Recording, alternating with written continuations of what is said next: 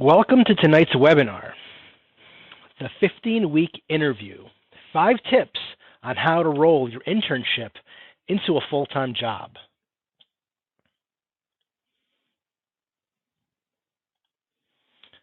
My name is Eeyore Andruk. I've been with Berkeley College for a little bit over a year now. I work with students and graduates within the majors of Justice Studies, Legal Studies, Graphic Design, and Marketing. I bring over a decade of interview experience, both telephonic and face-to-face. I've recruited and molded young talent into executives and senior executives and have served as a strategic career and communications advisor. Congratulations, you just got hired as an intern. That's definitely a reason to celebrate. It is the first and a very important step in your career success. Whether you realize it or not, you are about to embark on the longest and maybe most important interview of your life. Every internship is essentially a semester-long working interview. Some may view an internship as a trial for a full-time job, and this is really your opportunity to shine. Tonight, I'm going to offer 5 tips to success. Step number 1, act as a sponge. In the first few weeks of your position, take it all in. Take notes, learn as much as you can. Listen, don't only hear, but listen to what everybody's saying, listen to their needs.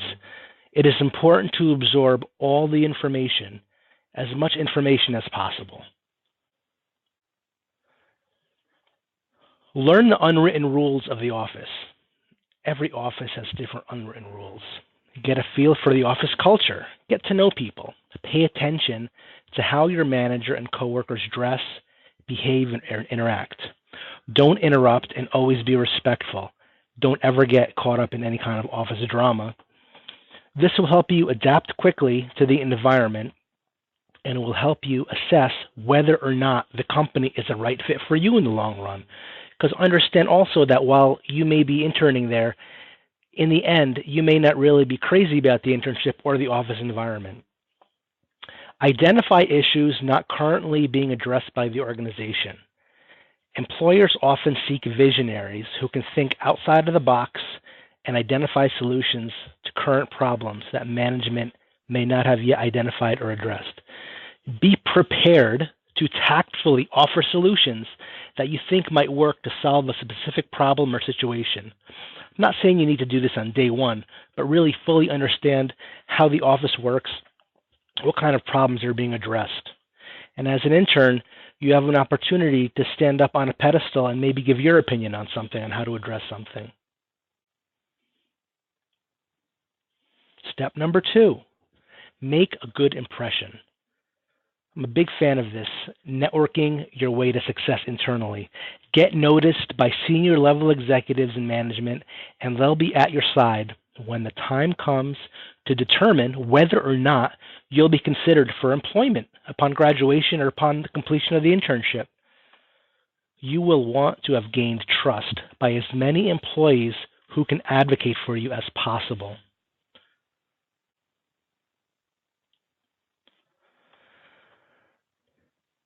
Complete assigned projects on time. If you foresee a challenge with a deadline on a project that you're working on, make sure you notify your supervisor and ask for any input he or she may have, or ask for an extension if you can't get the project completed.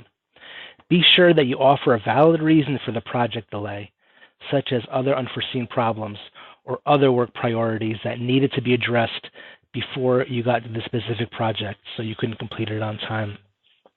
Develop a rapport with coworkers. Become a company cheerleader. Employers always look for people who work well within a team environment and who have particular strengths that will add to and enhance the accomplishments of the team or group. Step number 3, take initiative and stay busy. Illustrating your interests in developing new knowledge and skills relevant to the position, will boost your employer's confidence in your willingness to do a good job. Always be positive and always show enthusiasm. Always show an interest towards your work. Check to see if you can assist any others in getting their work completed. This will not only put you in a positive light with these other supervisors or managers, it will also teach you new skills in the process.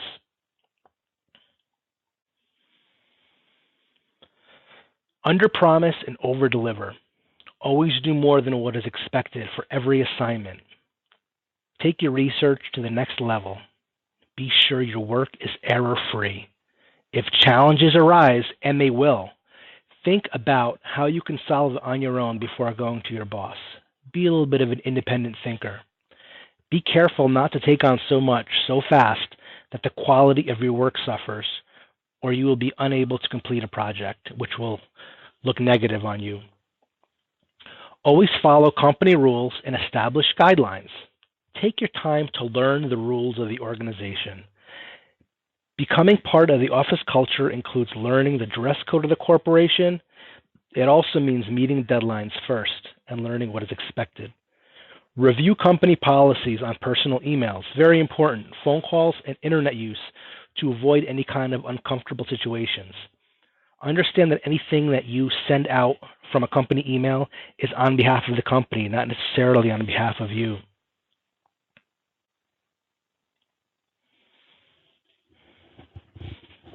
Step 4, manage up. Very important step right here.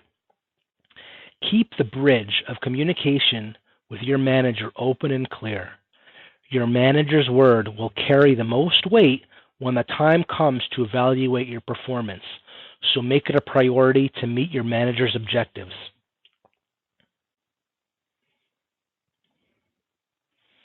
With regards to keeping a clear communication bridge with your manager, always ask for feedback. There's no other way that you'll learn than if you don't ask for feedback. Don't be fearful of criticism. It's all constructive. Understand that you're still learning as an intern. It can be constructive, and you will definitely learn from it.